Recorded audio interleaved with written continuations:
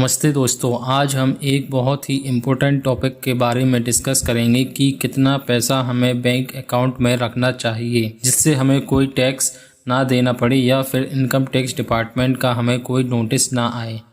आज के समय में हर व्यक्ति का बैंक अकाउंट है या हर घर में किसी न किसी व्यक्ति का बैंक अकाउंट तो ज़रूर होता है, क्योंकि आज के समय में अधिकांश ट्रांजैक्शन डिजिटल हो गए हैं और अक्सर लोग बहुत ज़्यादा ट्रांजैक्शंस बचत खाते से ही करते हैं।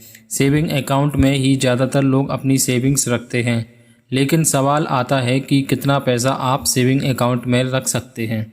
तो आपको बता दूं कि आप अपने सेविंग अकाउंट यानी बचत खाते में कितना भी पैसा रख सकते हैं, इसकी कोई लिमिट नहीं है।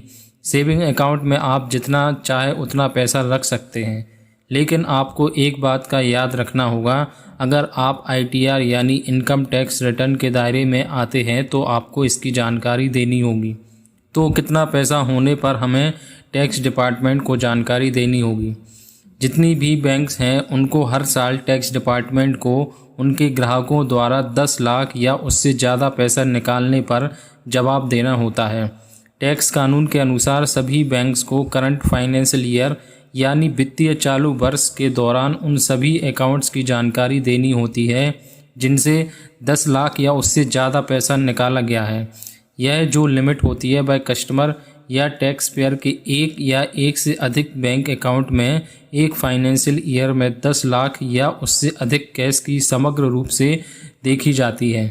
तो याद रखें, भले आप टैक्स डिपार्टमेंट को कोई जानकारी नहीं दी हो आपने अपने अकाउंट से रिलेटेड लेन देन की, लेकिन यदि आपने 10 लाख रुपए या उससे ज़्यादा की लेन देन की है एक फाइनेंशियल ईयर में, तो आपके अकाउंट की जानकारी आपके बैंक द्वारा टैक्स डिपार्टमेंट को दे दी जाती है। और एक बात और याद रखें, जो भी बचत खाते पर आपको ब्याज मिलता है उस पर भी टैक्स का भुगतान करना होता है, लेकिन इसके कुछ नियम होते हैं। सेक्शन 80 TTA के तहत सामान्य लोगों को बचत खाते पर एक वित्तीय वर्ष में 10,000 तक के ब्याज पर कोई टैक्स पे नहीं करना होता है। अगर इंटरेस्ट अमाउंट इससे ज़्यादा है तभी आपको टैक्स देना होगा। और सीनियर सिटीजन्स के लिए यह लिमिट 50,000 रुपये तक है, यानी 50,000 रुपये तक कोई टैक्स पे नहीं करना होगा। इसके साथ ही बचत खाते पर जो ब्याज मिलता है उसको आपके अन्य जो कमाई के स्रोत हैं उनके साथ जोड़ा जाता है और फिर कुल आय पर संबंधित टैक्स ब्रैकेट के अनुसार टैक्स देना होता है।